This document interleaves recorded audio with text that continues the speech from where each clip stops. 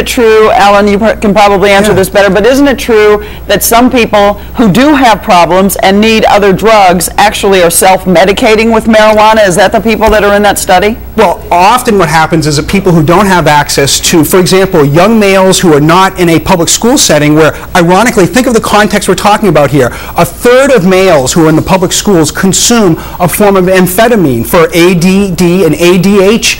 Right. Yeah. So, yes, many of those people who don't have access to those drugs legally are self-medicating with marijuana. And there was a commenter who said that a lot of people, that stoners give people a bad name about alcohol, or I'm sorry, about marijuana, give people the bad idea about marijuana, but that there actually are a lot of people who are professionals like the two of you who are smoking in their homes on the weekends. Well, not me, not this guy. But let me just say something. If I can be allowed to say one thing, maybe. Yeah, I love to chew tobacco. Now, let me just tell you something about the difference. We have a long tradition in this nation of tobacco use. Yeah. We have a long tradition and a battle over alcohol use. Now, as a society, can I just finish maybe, sure, and then you can reply? Yeah. Now, as a society, we've drawn lines, and our lines are: we don't allow heroin use, we don't allow cocaine, we don't allow crystal meth, and we don't allow marijuana use. And to open this door out in California is going to make our medicated society even more medicated. Brian, can I get you back to reality? You know, the law didn't allow... I'm in reality. Excuse me. Did the law allow black people to vote? Did the law allow women to be part of society? No, the law can be wrong, Brian. I can't believe you would hang the entire argument here, the fact that I'm saying we have traditions. We have a tradition. By the way, Brian, the traditions... Society allows a lot of things that are bad for you. I agree, but that doesn't mean we should allow more things that are bad for you. Well, by the way, we're only now seeking to control something the government failed to control 73 years ago. But you speak of tradition. Hey, Brian, what did those founding fathers grow on those plantations, Brian? What did the Washington Post...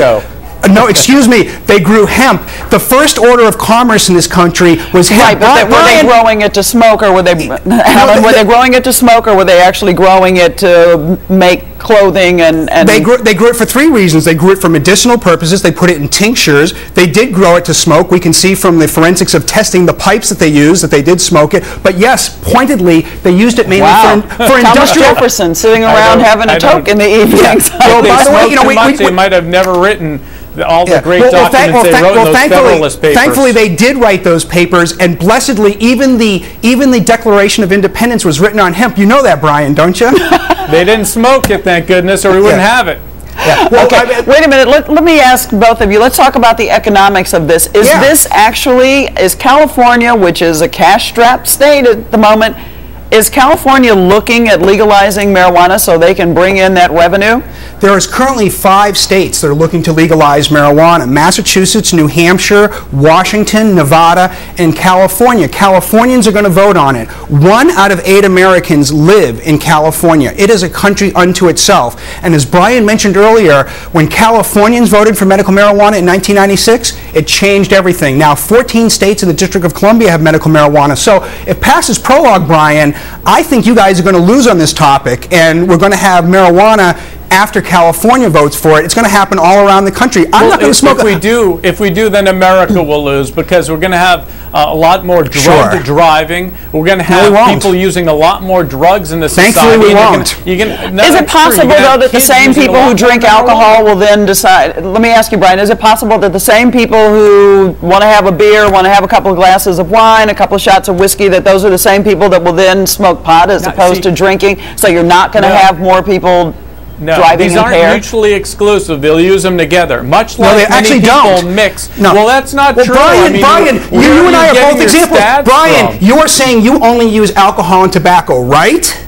I use them sometimes at the same time. Right. Well, Brian, I don't use alcohol and tobacco, even though they're lawful, but I use cannabis. So I'm sorry. I think you're wrong when you say that people do these things collectively. You might choose to conflate your drugs. I just choose to use cannabis.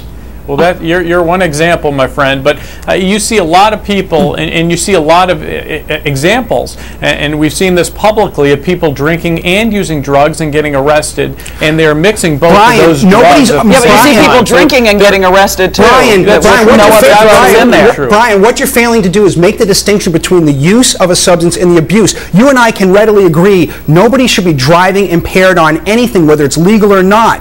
But it's in the false paradigm that's saying that any use of marijuana, whether it's medicinal, whether it's industrial, whether it's an adult like me who pays a third of my taxes to the government, how could it possibly be that that government would violently come into my home in the middle of the night and try to stop me from engaging in a behavior that you actually engage in? Does that happen? People kicking down your door to see what you're smoking? Well, I don't want to pay my tax dollars for Obamacare to pay for your health care problems. And by the way, Brian, every 30 ruin your lungs. Brian, you mean like when you're smoking tobacco? Brian, you're saying you chew tobacco. You're not saying you smoke. No. Yeah, so you're not a smoker. Yeah, so Brian, Brian only wants his teeth to fall out. No problem, Brian. Lose your teeth. My grandfather lost his teeth at 40. Chewing tobacco. Back into a more reasonable area. I mean, right? Why are you a prohibitionist? You're a prohibitionist too. You're for prohibition of heroin and all these other drugs. That's right. Now, I am. Who's in the mainstream of America? Me, who doesn't believe that marijuana should be available for kids and adults. I don't think it should be for kids. Okay, I'm sorry. Let me take a step back. Okay, but alcohol is legal, and it's not and kids aren't supposed to get it. ABC News Now. Good to know.